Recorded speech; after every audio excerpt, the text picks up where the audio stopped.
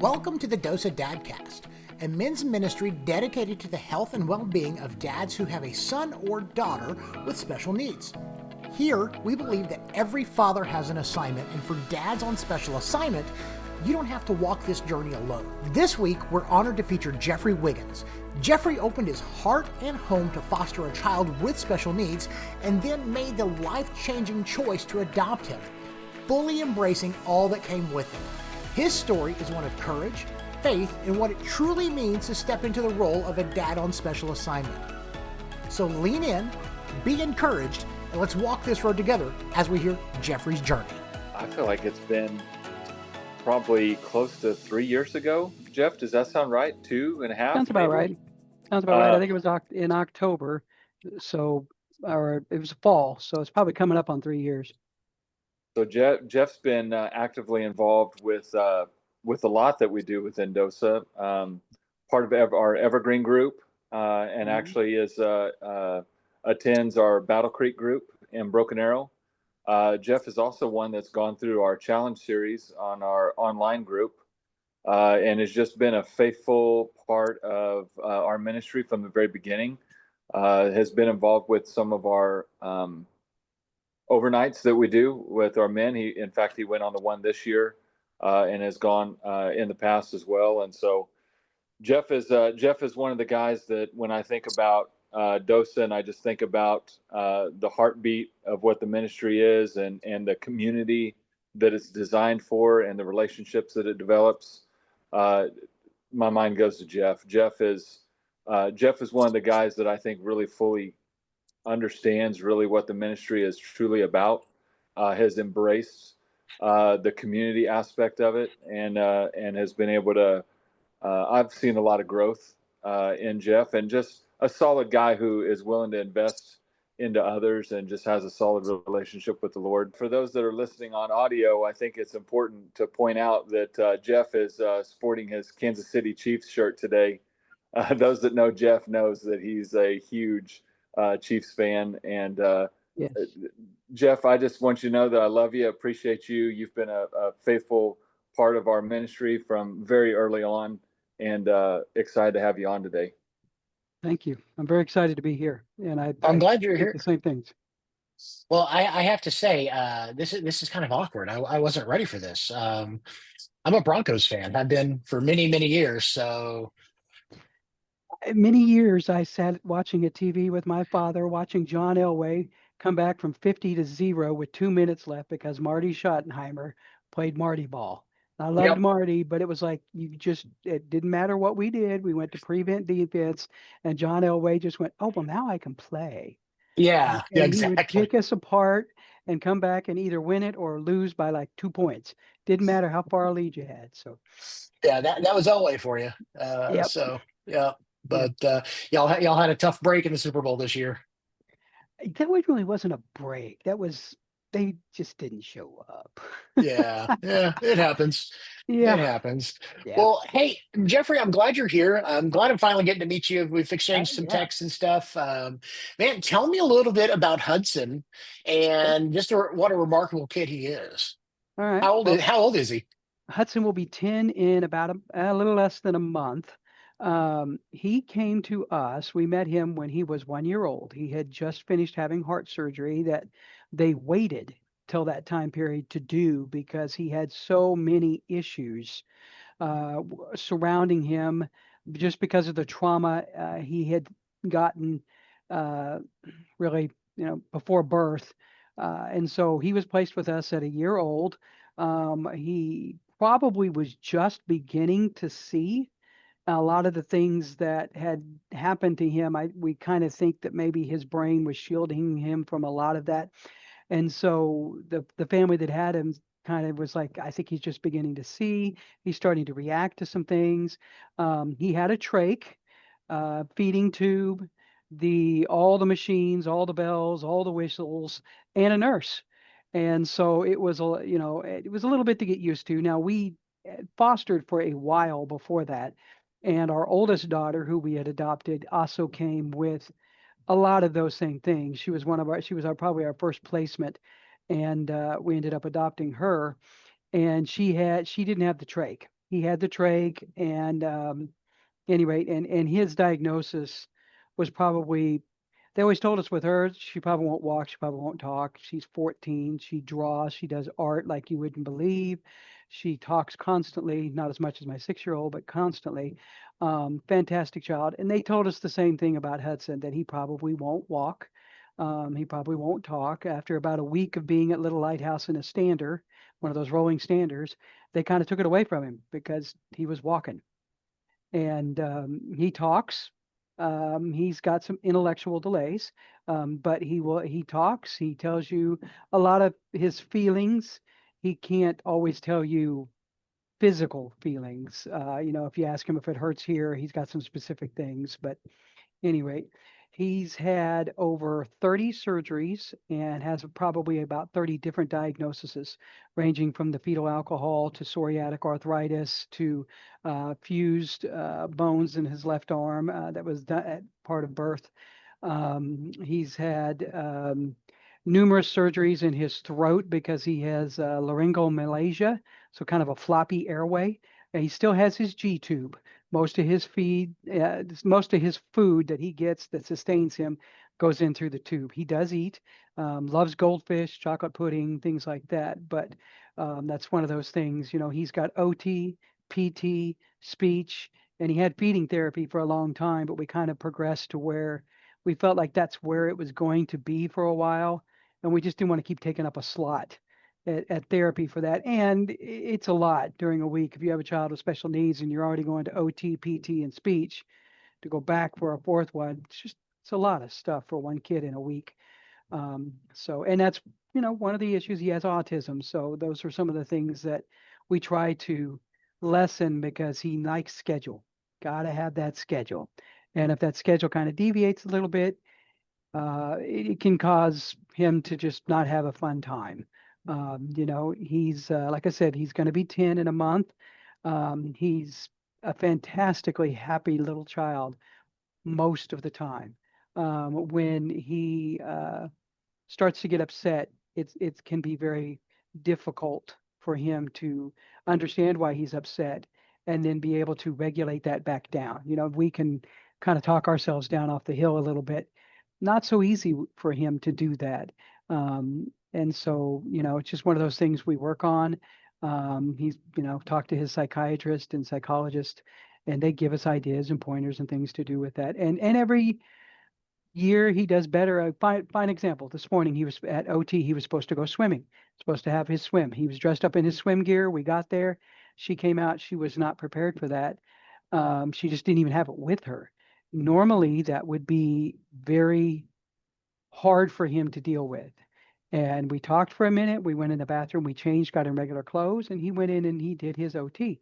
And she said he focused pretty good for most of it. And that's a big leap for him because I don't know, a year or so ago, that would have been us probably just leaving with a meltdown type situation because that's a change and that's hard to deal with. He was wanting that, looking forward to that, and wasn't there. So, Yeah, I can imagine. I mean, I know my daughter, my daughter's autistic, so I understand the scheduling thing. Um, when that happened, I'm just curious, what went through your head, like, oh no, or kind of walk me through, because I mean, there's going to be a lot of dads and parents that are going to hear this go, oh, that was me. That's exactly what happened today. Kind of yeah. walk me through that process. It's hard because you don't know what's going to happen. You don't know if he's going to just get so upset and be inconsolable in that situation.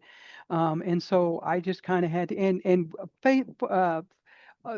a good thing was we were in a place that for him he's used to. It's I don't want to use safe place, but it's a place we go to every week. He's used to it. His therapist was there that he has all the time. She got down, she was talking to him too, and she just apologized. And you could tell he was upset, but we took a few minutes, went in and changed.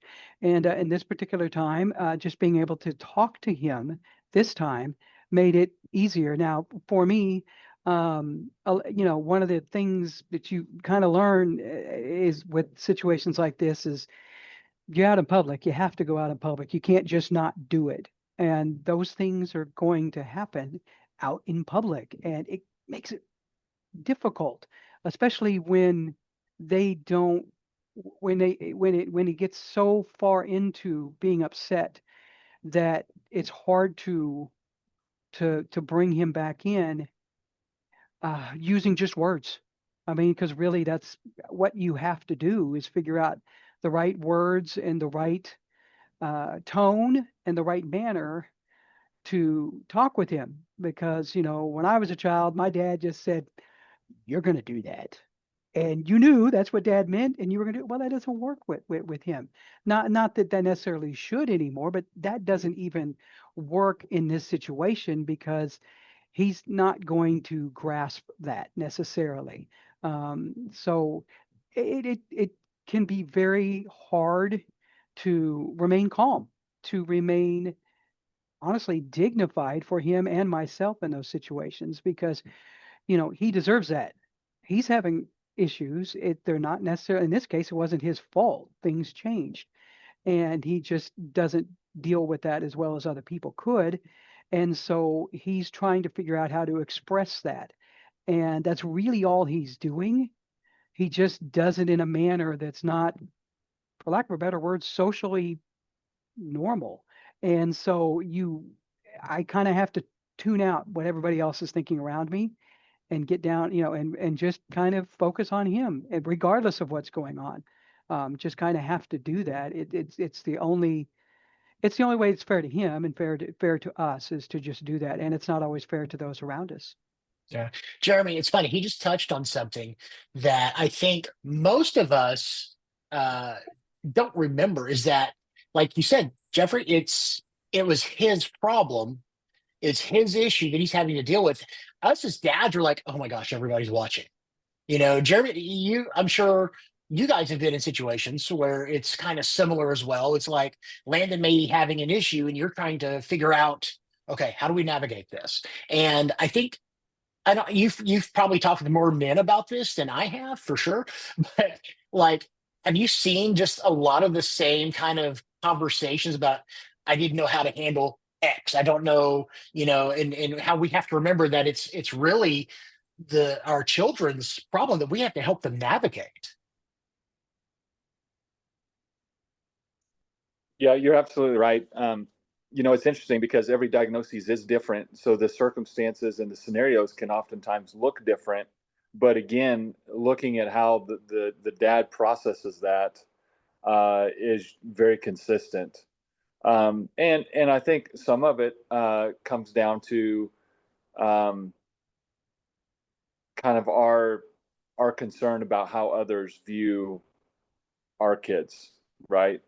How others see our families, how they see, you know when you have a meltdown in the middle of a grocery store, the perception is, well, they're a terrible parent, right? Like, get your kid under control, right? Which is just not that simple. Or like for us with specific things, with the way Landon being non-speaking but verbalizes sound when he wants something, can be very distracting to people around, and they're not used to those types of sounds. They're very out of the ordinary, right? As far as um, what people's expectations are. And so a lot of it, I think, comes into play when men recognize that um, their child is their priority, and helping their child navigate that situation is the priority, and helping educate and help others understand that, hey, there's other factors in play here. There's a lot of things going on that you don't know about, but this is the son or daughter that God has given me to raise, and they are my priority, and they have a lot to offer. You just may not be seeing it right now, right? And that's a component of it, I believe. It really is. Jeffrey, let me ask you a question, and I'm sure maybe you guys have, but have you rehearsed, like, okay, when Hudson does this, this is kind of how I need to gear my head. I need to kind of change my direction this way, kind of, I don't want to say rehearse your responses, but also just kind of know, hey, this is how he responds to this. This is how I need to respond to this. Have you guys kind of walked through that together? My wife and I have over the years started doing things kind of like that. Um, we kind of think ahead and prepare. For instance, we've done Disneyland and Disney World with him. One of the great things about them is if you have a special needs child, I highly recommend those places because they are so fantastic. I mean, it's not easy, still not easy to do, but they're fantastic. See, that's But that's just the opposite of what I thought it would be. oh You no, know, they have the DAS pass that makes it so much easier for kids. Anyway, I would segue into that. But we taken these trips, and for 3 months or more before we go to that place, my wife will show him videos of the rides. She'll show him videos of the ride. She'll show him videos in the park. She'll explain when we're going. I have a countdown timer. It's just kind of a deal that goes up on an old iPad screen and it counts down various events that we have coming up. And so each event is its own screen. So one, and it'll scroll through them. So one of them is like his birthday, then his sister's birthday. In less than 30 days, we're going to go down to the Foley, Alabama area and see a friend of mine hang out for a few days. So that's on there. My birthday's on there, mom's birthday. Then we've also got a family cruise coming up, which we prepared him highly for that the last time, and he had a lot of fun. And we're actually going on the same boat, different cruise, different location to a different place. Last time was Mexico. This time we're going to try to go up and see Prince Edward Island, but it's the same boat. So the familiarity is there. But we absolutely do try to prepare ourselves as much as him with that because it's the only way really I think to be fair to him about that because he doesn't fully know what to expect. And again, if you overwhelm him with that, you're not going to get all in one moment. You're not going to get a positive reaction. Now, I mean, he had fun in the park. There were still some times where things weren't as easy just for him. But for the most part, he loved all the, going to all those things, getting on the rides that he could do, seeing the characters, doing those type of things. Even enjoyed the airplane ride, which is not easy to do with TSA and a special needs child. But he even enjoys getting on the airplane and going and doing that. But again, we prepared him for that. We talked with him about that. And one of those things, what you were talking with Jeremy just a minute ago, we were mentioning one of the things for me is I had to come to the realization a number of years ago, I can't fix this. I'm a guy, I want to fix it. Something breaks or is broken. By nature, I kind of want to fix it. I'm a computer guy. I have bunches of them laying around here. If one of them starts to have issues, I'm going to swap out the RAM, the hard drive, whatever, try to fix it. I can't, frustratingly enough, do that in this situation. There are things that I can do to help him be better, but I can't fix it. And it took a long time for me to get to that point where I understood that in my head because I constantly was very much upset by the fact that these things would reoccur and reoccur and reoccur constantly. And it's like, we had this situation. We've talked to you about this. Why are you upset yet again? It's Wednesday, it's late, it's after church. Everybody knows we're coming home and going to bed. Why are you upset about this? You've known this. But it's just part of who he is and how he has to process and deal with things. And there's nothing really I can do to change that. I just have to be there as his dad to help him understand and get through that. And it just took me a long time to do that because honest to goodness, the father does that to me every single day. I mean, every single day he looks down at me and goes, dude, why? And I'm what? And as I used to tell my mom when she would spank me and I'd go do something 5 minutes later that I was just doing and got spanked for, I'd go, well, I wanted to do that. Why am I not going to go do that? I wanted to do that. You spanking me didn't change that. But as an adult, that doesn't, you kind of learn and try not to repeat those things. But, learning that he does that for me all the time, I can surely learn to do that for my son. And it's made things easier for him. It's definitely made me easier to be around for sure, because I'm not as frustrated. I'm not as worked up. My shoulders aren't, as tense. I'm not gritting my teeth. Just learning to go, okay, you know what? We're going to have to take a moment. And it's not what we wanted to do, but we're going to have to stop and take a moment and see what we can do to try to make it better. it's funny. It's really funny that you bring up, all the planning you have to do, but also something I just heard is that your faith plays a big part in how you respond and how you've chosen to respond to Hudson and the different diagnoses that he's got. Just kind of talk to me about like early on, because I know whenever you first got the diet, you guys, it sounds like you knew what you were walking into a little bit, Yes, we but did. at the same time, you didn't know probably the full breadth of it. And so kind of talk to me about like what that did to your faith, but also your relationship with God, and just kind of where that kind of navigated you guys into some. I think Jeremy uses the book reference, same boat, or no, same lake, different boat. So it's a great book, but it took you into some different waters that you probably weren't necessarily emotionally ready for, but also probably not spiritually ready for. Absolutely. Yeah, it did. And some of it we had kind of gone through a little bit. Our oldest daughter, she was born extremely premature. I mean, very, very, very premature. She was about the size of a Barbie doll, they say.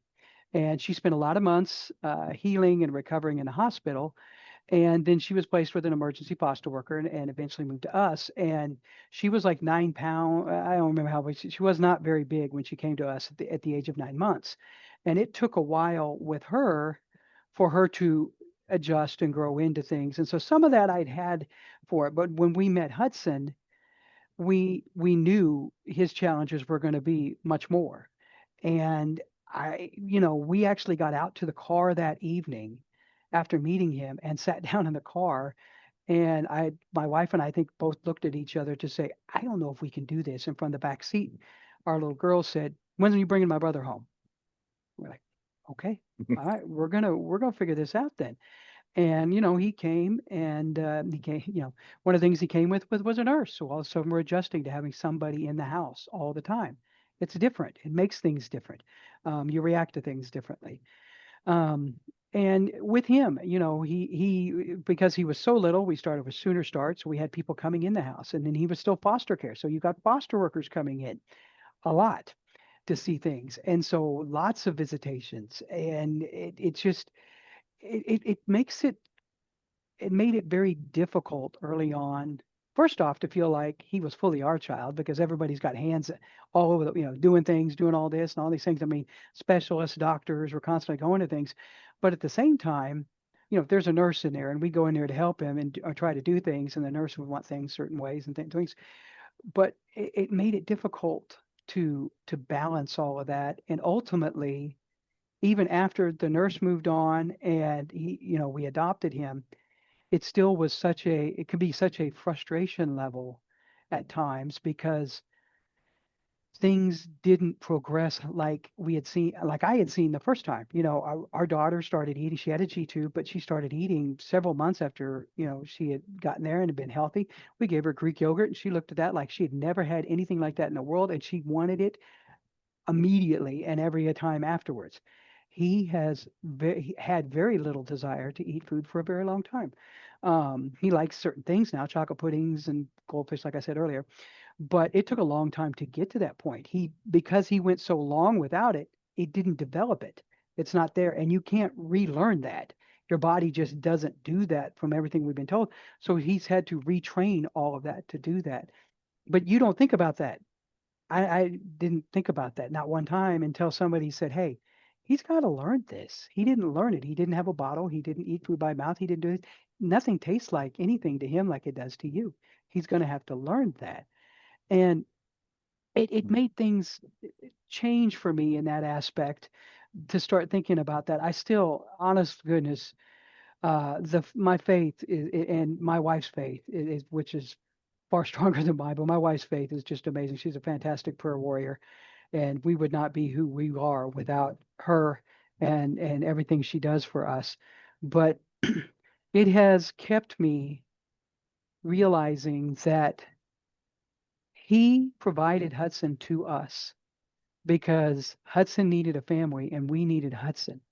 I can't imagine how different my life would be without Hudson. It'd probably be a lot simpler in a lot of ways. But so many people I wouldn't know. And we've talked about this numerous times in DOSA. You have a lot of friends, and you have a lot of family. And then when you get a special needs child, you still have friends and family, just sometimes don't see them as much. It becomes kind of chaotic. You got events planned. There's things you're going to go do. Well, we can't go to that one. Something happened. No, something's come up. We can't be there that night. It's just after a while, you almost become more isolated. And on top of that, especially from a guy perspective, going back to the wanting to help, my buddies would do anything they in the world to help, but they don't know what they can do. And a lot of times they don't even know how to approach and ask how to do that without feeling like maybe they might offend, or maybe they might not be able to handle what's asked of them, those type of things. And so they don't ask, necessarily. I know if I asked, there's anything, they would do it. But it brings on that realization that you kind of not alone, but you are his, you are the one that he's been given to, and the Father is here to help you do that and take care of that, because a lot of times it is you and him and the Father trying to work through whatever the issue is, trying to deal with whatever the problem is, and it's important to remember in those situations that he's your third person there. He's there. He's with you. He knows what's going on. He knew it before it was going to happen. And it's just a matter of trying to figure out how to help my son work through those situations. I don't know if I answered your question. Um, You did, and okay. actually, it brought up another question. And Jeremy, you'll be able to speak more to this than I think Jeffrey will, but because you've done a lot of training of men, working with men, you've been in ministry for a while. Um, and what Jeffrey said was that they had to learn how to really work with Hudson, and they had to kind of relearn. But at the same time, whenever you don't have a strong faith, you don't have a strong relationship with God, you've got to relearn that relationship with God and the Holy Spirit. And can I don't know, again, you've seen this probably more than I have, but what does that time actually look like when you're trying to reestablish that relationship with God that's always been there, but we just kind of walked away, you know? It's interesting, Billy. I've had a lot of these conversations, and there's one consistent theme is that when you have a child with special needs, you reevaluate everything. I mean, it brings you to a place that the things that many of us take for granted, it brings back to the forefront, and all of a sudden, things things like what Jeff mentioned, as far as Hudson having to relearn, to learn how to eat, or suck from a straw for the first time, or to be able to talk or walk or do basic things that we take for granted, and a lot of people take for granted in their own families. It brings it back to the forefront of understanding that life is precious, life is valuable, um, and really life is simple in the fact that um, there are so many things uh, that happen in someone's life, and yet the very basics is not guaranteed. Um, and so for a lot of men, they really do. They start questioning God. They question Him on why this happened, how this happened, um, and it seems like a majority of the time it brings men to a place that they're able to recognize that, there is a creator, there is a God, there is one who knows my son and daughter better than I do. And even the gospel says that us who are evil know how to give good gifts. How much more does our heavenly Father know how to give what is good? And to me, that's the important reminder, is that God really does love our kids more than we do. And I know for many of the dads who are part of DOSA, that's hard for them to fathom, because they have given their lives to their families. Unfortunately, there are circumstances where men abandon the faith because they just can't reconcile those two sides, and our desire as men, and really as part of this podcast, is to bring that back to the forefront for the men listening that are hurting in a way that they are still in the questioning stages, and just help them navigate those questions. And the reality is the timeline looks different for every single one of us. The timeline is different for every one of us, and that doesn't have to do with diagnoses, that doesn't have to do with faith, it just has to do with our response to what it is that we've learned and what we've discovered, and that what God continues to show us, and get to the other side to recognize that God is trying to teach us as men something, and he uses a unique route, a unique path that we would have never considered, and that's teaching us valuable life lessons through our kids who lack some basic skills. I mean, my son teaches me a tremendous amount, and he's never spoken a word. And I know Jeff feels the same way, and so many things that God has shown him through the life of a child, that some would view that, well, they can't do this, so how can someone teach you something that can't speak, or how can someone show you something that lacks certain motor skills? Well, they do, and I think that's a big part of it. It really is. And I was thinking back to Jeff. One of the things that you talked about was how your circle kind of shrinks, and so that takes me into, like, really my next question is the DOSA community of men. What has this community meant to you? Oh, wow. It's really been everything. I'm not exactly sure how I'm pretty sure my wife told me about it, because we were pretty active at Little Lighthouse, but she was more so. And I think Jeremy was starting to have meetings. I don't know if he was having meetings there or what, but she mentioned it. And I was a little skeptical. I mean, I was a little doubtful. But I thought I'm man enough. I'm going to do this because I need something. I need some place. And honestly, the moms, there was a group of moms at that time at Little Lighthouse that kind of had already done this for themselves.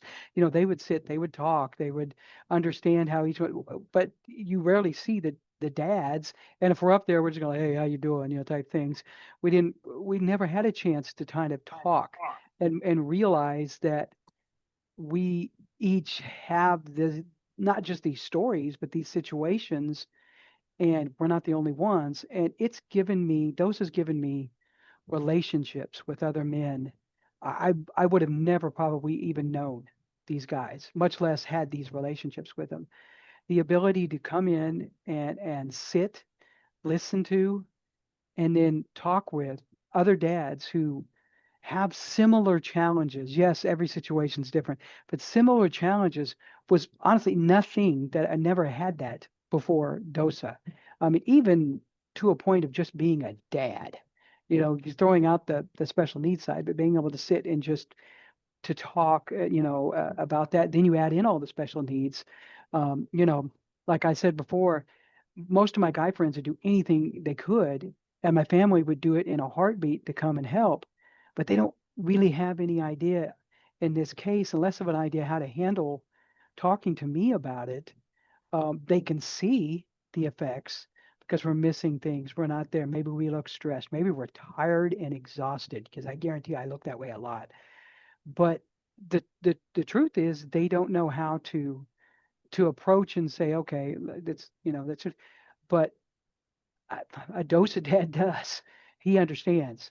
He understands the tiredness. He understands questioning, questioning why, even questioning why so hard? Why does it have to be this? Why do we have to wait so long for this? Why do we, I mean, all these things, because everything comes in God's time, but that isn't always convenient for us. That isn't always what we want. It definitely isn't always how we'd like it to be, you know. And I look back to who I was before attending DOSA events, and I was so different in so many ways. Um, I've always been in church. I've always been pretty strong with my faith ever since a child. And I'm pretty strong with my relationships with my brothers and sisters at church and things like that. But since the adoption of our son and our daughter, it's been that struggle to relate and bond with them, even just, sometimes sharing stories, because I don't have soccer stories. Mine aren't playing soccer. They aren't going out and doing t-ball, soccer, sports, things of that nature. They just, they don't, my youngest one maybe, but they just don't have that day-to-day ability to do that. And their drive is for other things, to do other things. Um, and then you add in the chaos and the instability that comes with the special needs. I mean, you wake up in the middle of the night to something you weren't expecting. After a while, maybe you start to expect waking up that way, but you wake up in the middle of the night to something you weren't expecting. And here it is Monday, 2 a.m., and you're working at 7 a.m. But before you can do that, you got to get up and deal with whatever's going on. And you know, that's not normal. Well, That's there, not normal. It becomes normal to us. well, there's But that nothing about anything that we do that is normal no, to no. the outside world. I think, Yeah. and that's the thing that I think that people miss. But for other dads in our situation, Hmm. Jeremy has said this many times. The diagnoses are different, but I'm sure that you have found that many of the emotional responses and the emotional trauma, it's the Yep. same. It's Sure. the exact same. Yep. Yeah, absolutely.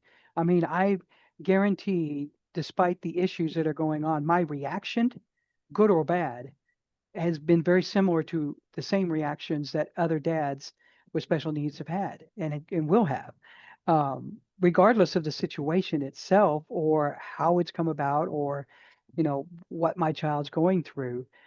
We're going to kind of react the same, especially because chaos and that instability, they don't bring pleasure. It's not like it makes that fun. It's not like, oh, no, immediately you're almost amped up when that happens. When something wakes you up in the middle of the night, or when, I mean, you can't help but be amped up, and you have to immediately remember to take some deep breaths and process through the fact that you're in a situation that your child doesn't want, most likely doesn't want to be in, and but needs help. They need help, and you are the one that needs to help them with this. And it just to be able to come back and realize that, and then realize at the same time that I'm not the only one dealing with this. Because if I tell my friends at church or friends elsewhere about the week we had, they're like, "Man, how do you? I couldn't do that. I couldn't. You're a rock star." No, I'm not a rock star. I'm Hudson's father. I appreciate that. I mean, it's nice that you think that I'm his father. That's what a father does. In this particular case, it requires a lot more granular attention and sometimes response to chaos events than a normal dad might have get to do. But I'm still his father, and I still have to treat him like my son and be able to help him with what he's going through. Has there been things that the small groups that you've kind of picked up from other dads? Has there been, I don't want to say tips and tricks, but for lack of a better word, tips and tricks, Sure. Yeah. to kind of help you through different really stages? And the reason I'm asking you this is because right now there's going to be a guy listening to this and they're going, how do I deal with the next meltdown?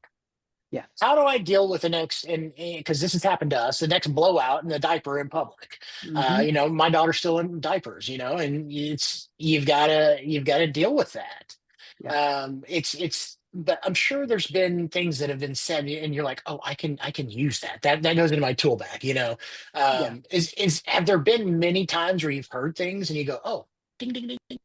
Yeah. Yeah. Oh, absolutely. I mean, there's been ways that I've started thinking about something because of how another father said, "Hey, this happened, and this is how we dealt with it, or this is what the end result with, or whatever this was."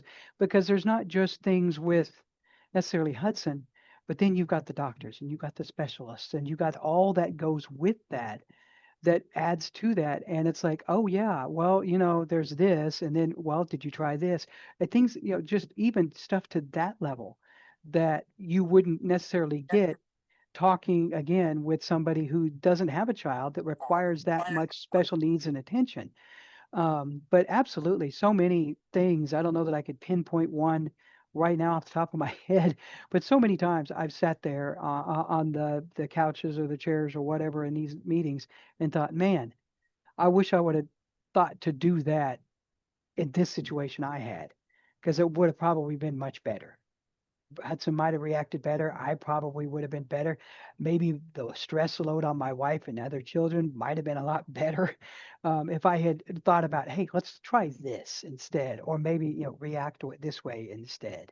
And absolutely, and I wouldn't have those if it wasn't for DOSA. I mean, absolutely. There's no other place that I've gone to where all of a sudden I realized, number one, I'm not alone, but number two, the opportunity to learn and grow with other dads who really, for the most part, have the similar situations and problems and need that same help as much as I do to understand how to be the father to the son that God gave us. Yeah, absolutely. Now you get to attend an in-person meeting. Now, Jeremy, we're starting virtual groups on Zoom August 19th. Can you talk a little bit about what that's going to look like, and then also what maybe some dads can expect for anyone who maybe get this shared to them, and just kind of share really the heart behind having a virtual group versus an in-person group? Yeah, the virtual group brings a level of value for guys who are listening to this that don't live in or around the Tulsa or surrounding area. All of our groups currently that meet in person meet in or around the Tulsa metro, and we've got some guys. We got a guy in Shawnee. We got a guy in Cleveland, Ohio. There's guys from other uh, areas of the country that love being a part of DOSA, but don't have the ability to attend an in-person group yet. And so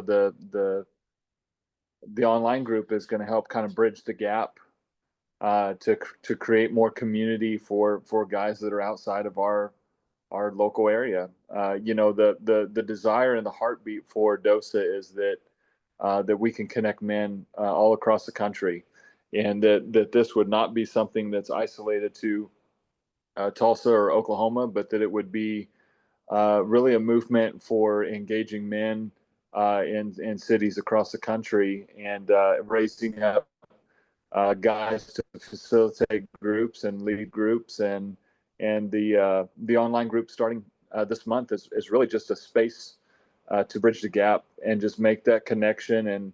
And there's, even for guys that are local that do come to in person, there's times where, and Jeff touched on this. I mean, you're planning on coming, you're wrapping up your day, you're getting everything done, you got to leave in 45 minutes, and then your son has a seizure and needs you at home, or something else happens and you recognize that you need to give your wife a break, and she and one of the things we talk about, and I know Jeff can speak to this, is our families really are our first ministry. um, I want every guy in every DOSA meeting every time, right? But at the end of the day, our ultimate purpose behind building such a healthy model with guys in these small groups is so that they go live it out. It reminds me of what it says in James. It says, "Don't just be a hearer of the word, but be a doer of the word." And I think we have to be willing to take the things that we learn and go apply them.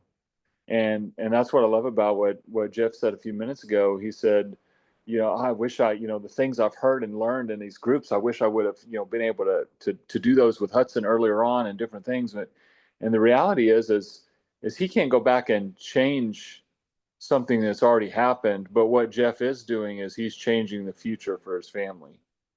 And so the things that he's learning and he's taking, he's applying those into his life moving forward, and really changing the trajectory of just the quality of life for his son and daughter, his marriage, and his family in general.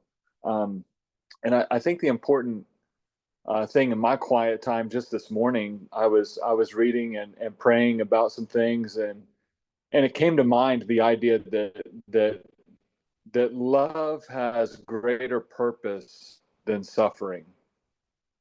And if there's one thing I know that's consistent with every DOSA dad out there, is that they have suffering. But love has a greater purpose. And it takes me back to 1 Corinthians 13. If I can, just real quickly, I'd love to share this. It says, love is patient, love is kind, and it's not jealous. Love does not brag and is not arrogant, does not act unbecomingly, it does not seek its own, is not provoked, does not take into account a wrong suffered, does not rejoice in unrighteousness, but rejoices with the truth. And here's the thing I want you to catch. This is 1 Corinthians 13, verse 7. Love bears all things, believes all things, hopes all things, and endures all things. Love never fails. And to me, we bear much. We bear much as dads on a special assignment. And these men love their families and they love their kids. And it's always fascinating to me. And I know Jeff's heard this phrase a lot too, and we have the conversations, and you can't help but chuckle a little bit. But when someone walks up to you in public, and we talked about some of these scenarios earlier, and their words out of their mouth are, "I just don't know how you do it." Well, love is why we do it. And Jeff's a dad who loves his family. That's so good. That's so good. And I think that's love. Love is kind of the word that's just kind of thrown around today. Oh, I love this. I love that. I love you, man. But when we talk about love, it's a sacrificial love. Just like Christ died for us because he loves us.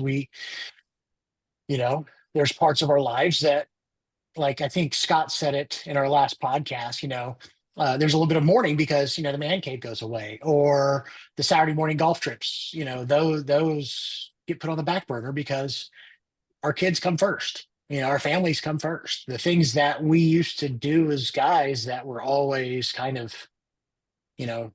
identified us, for lack of a better phrase, it's gone. But that's because we love our kids, we love our wives, and we do the things that we need to do to take care of our family. And Jeff, I think one of the I go want to ahead. say this, Billy, because I think this is one of the ways the enemy tries to really get into the heads and the lives and the minds of these dads is, well, if you really put your family first and you love them with everything in you, then you don't get to enjoy your life anymore. And I think the important thing to recognize is that there is more joy in loving our families well than what we've even tapped into. And I know the idea is like, well, if I really just give myself to that, then yeah, all these other things go away. And I don't know that that's necessarily always true. A lot of those things do go away, but what we don't fully grasp or realize in the moment is that they're replaced with something with even greater joy than what the thing was that we were trying to fill the gap with, right? And that's what I see happen a lot of times, just within guys who just remove themselves from their family life, and they embed themselves in work or sports or hobbies or alcohol or pornography, or I mean, there's a list of things, right? Because they're seeking some sort of satisfaction and pleasure, and what they discover through the process is that their very own family is the thing that brings the satisfaction and pleasure in a greater way than they had even experienced before.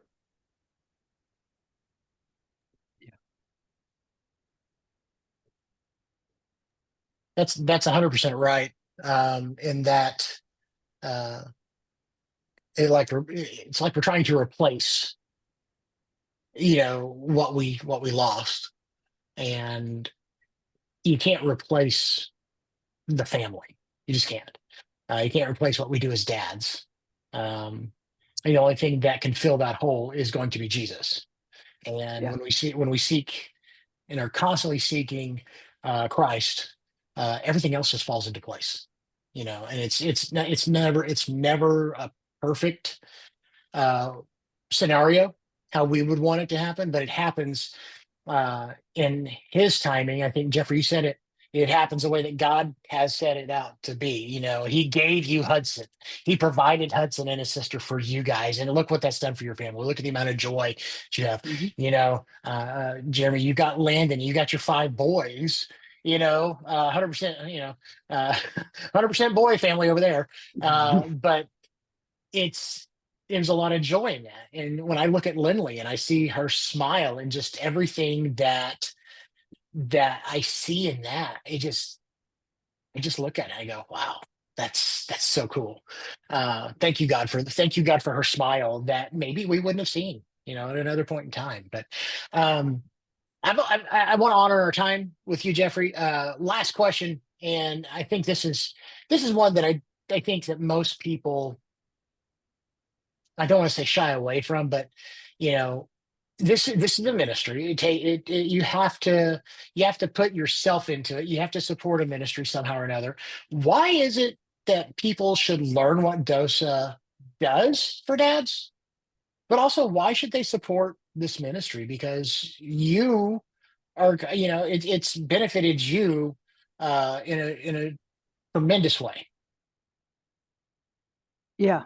And I want to start by saying, first off, I want to say thank you. Thank you, you guys, for doing this, taking the time out of your schedules to do this and do this podcast and put it out there to Jeremy for being willing to do this, to do DOSA, to being willing to say, hey, I'm going to devote my life to doing this because it's a lot. I mean, that's got to be a lot. And I truly am appreciative for that. There is nothing like this that I know of for men anywhere else. And every dad, especially with special needs children, is seeking answers, seeking a place like this. And there's no other. We've said that same thing about respite care. There's one lady here in the Owasso area that has a place that she can help and she can do that. And it is unique to the Tulsa area, if I'd said Owasso, but it's unique. It's not there. Probably isn't one in Oklahoma City. They might branch out. There isn't anything like that. There isn't anything like that in the state I grew up in. It's not there. It's unique. And this is unique. The ability to have this, the opportunity to sit, talk, and listen with other men is so important. I mean, so vital and important.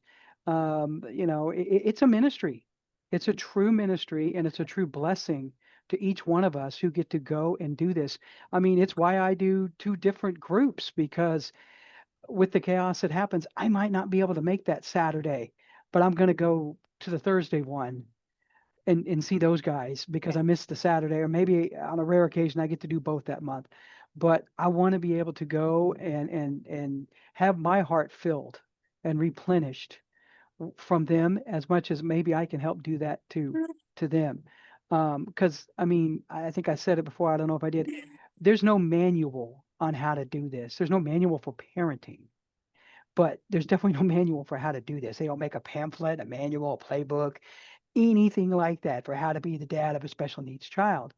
Um, but this is God's plan. It's God's plan for me. It's God's plan for Hudson. It's God's plan for us. It is important that DOSA is there and is part of that plan because without it, I'm going to struggle. I'm not going to have the connections to people like Jeremy, to like you, to others that are in that group. Maybe I'd get lucky and meet one on the street. Maybe I'd get lucky and run into one, but the chances are that's probably not going to happen very often. And it's the ability to be able to go and sit and look forward to knowing that that's going to happen as well is just I don't know how to describe it. It's just it's amazing. It gives me the opportunity to look forward to going, man, I'm going to go vet this Thursday, and this happened, and maybe they'll have an idea, or I'm looking forward to just being there and being with those guys. A special thank you to Jeffrey Wiggins for sharing his time and wisdom with us today. And thank you for taking the time to listen. Remember this, we all have an assignment. And for those dads on special assignment, this ministry exists to encourage you and remind you that you belong. If this episode gave you strength or hope, please like, subscribe, and share it with another dad who needs it.